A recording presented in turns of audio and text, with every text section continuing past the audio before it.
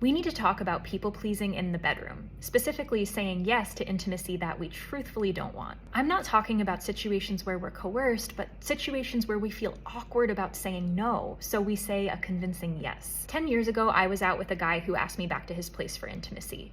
I didn't want to, but I didn't know how to say that because boundaries were hard for me, so I said a convincing yes. But my body was present for an experience that it didn't want, and I actually developed trauma from it.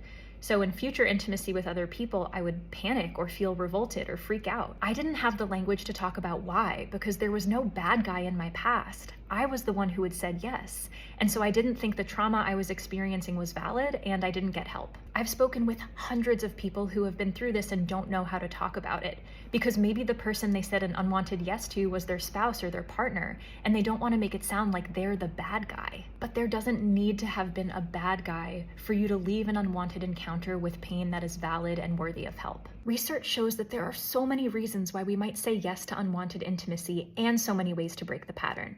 I walk you step by step through both in chapter 19 of Stop People Pleasing and Find Your Power, available for pre-order in my bio.